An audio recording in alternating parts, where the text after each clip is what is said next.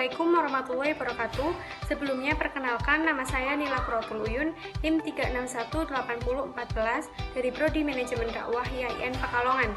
Di video kali ini, saya akan sedikit menyampaikan tentang perbandingan sistem ekonomi guna untuk memenuhi tugas ujian tengah semester mata kuliah Sistem Ekonomi Islam yang diampu oleh Bapak Hanif Ardiansyah MM.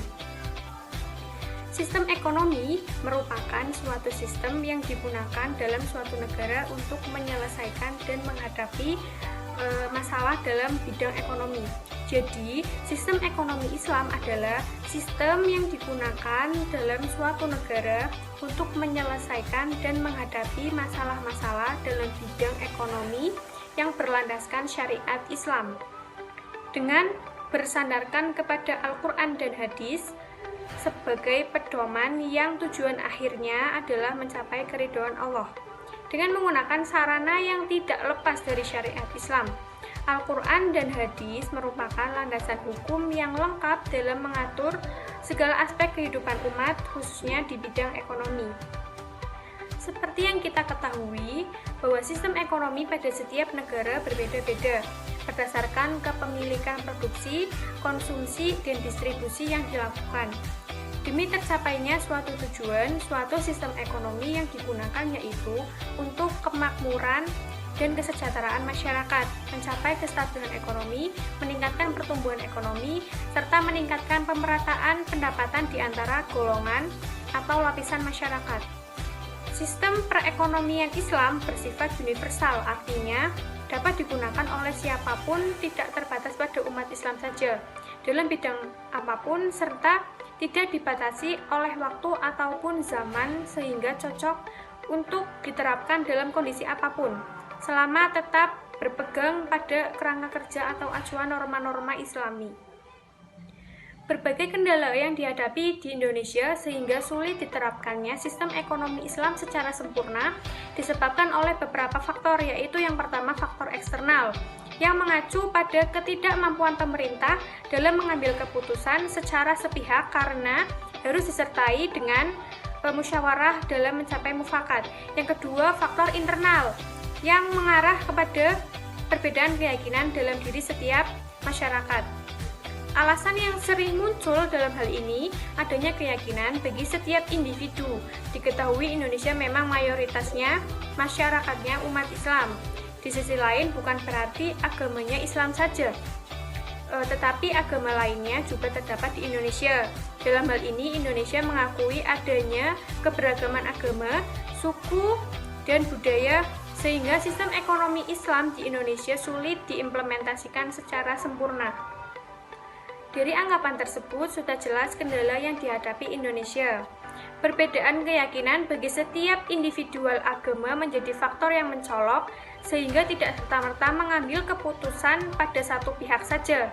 Kurangnya pemahaman mengenai sistem ekonomi Islam, belum berkembang kelembagaan Islam serta menyeluruh dibandingkan dengan lembaga konvensional, dan adanya kemalasan individual dalam sistem ekonomi Islam itu sendiri.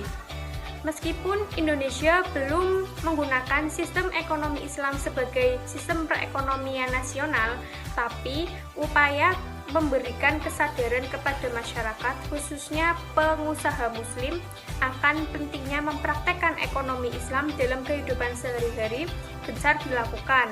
Namun tidak mudah untuk menerapkan sistem ekonomi Islam tersebut, mengingat banyak faktor penghalangnya juga. Yang pertama, karena di Indonesia masyarakatnya masih banyak yang menganut kepercayaan terhadap roh-roh atau dewa. Yang kedua, faktor budaya. Banyak masyarakat Indonesia yang masih menerapkan sistem tradisional. Yang ketiga, sudah melekatnya sistem ekonomi konvensional di masyarakat Indonesia seperti konsumenisme. Tetapi perkembangan ekonomi Islam bisa saja berkembang di Indonesia dan bahkan sangat mungkin. Namun yang sebenarnya harus kita lihat adalah dari segi kualitasnya, bukan dari kuantitasnya. dalam artian perkembangan ekonomi Islam yang dilakukan oleh individu-individu tersebut apakah benar dilandaskan oleh niat untuk beribadah, taat kepada aturan Al-Quran dan hadis, bukan karena faktor yang lain seperti hanya mencantumkan label syariah yang dilandaskan hanya ingin menarik untung yang besar karena melihat perkembangan ekonomi Islam yang sangat pesat. Sistem ekonomi Indonesia yang diterapkan saat ini adalah sistem perekonomian Pancasila atau disebut juga dengan sistem ekonomi demokrasi. Artinya, landasan sistem ekonomi di Indonesia secara normatif adalah Pancasila dan Undang-Undang Dasar 1945.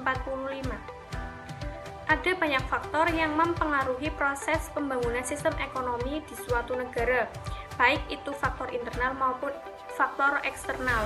Beberapa faktor internal, misalnya lokasi geografi, sumber daya alam dan manusia, dan lainnya. Sedangkan faktor eksternal, misalnya kondisi ekonomi dunia, kondisi politik dunia, perkembangan teknologi, dan lain sebagainya.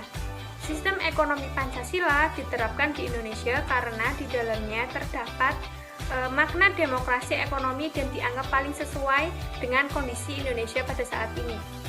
Ada beberapa contoh sistem ekonomi Pancasila yang berkembang di Indonesia. Yang pertama, manufaktur non-minyak dan gas.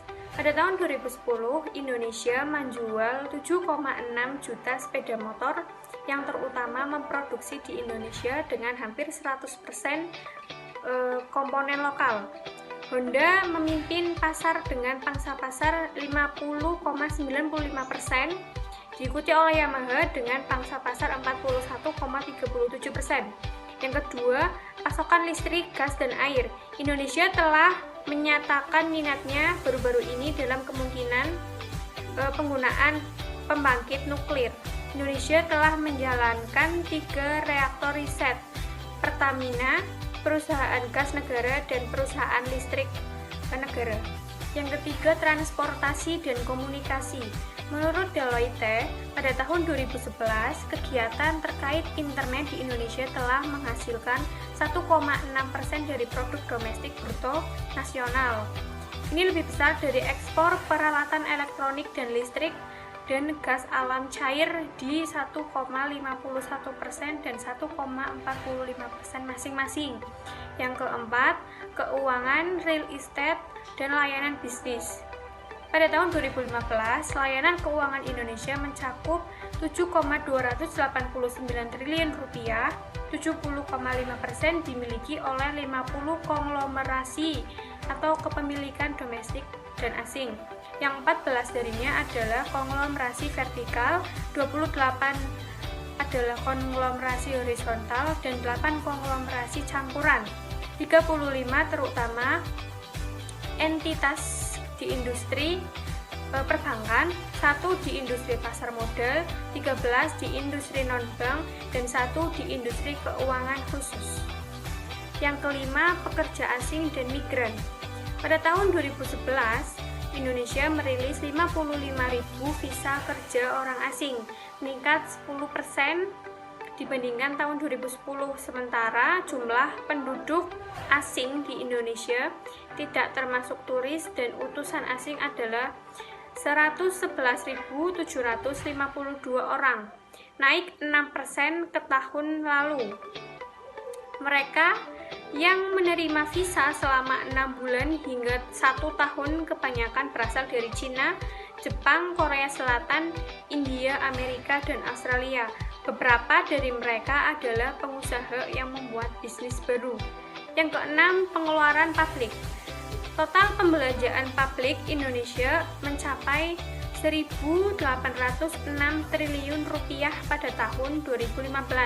Pendapatan pemerintah Indonesia termasuk pendapatan dari perusahaan-perusahaan milik negara berjumlah 1.508 triliun rupiah, menghasilkan defisit sebesar 2,6%.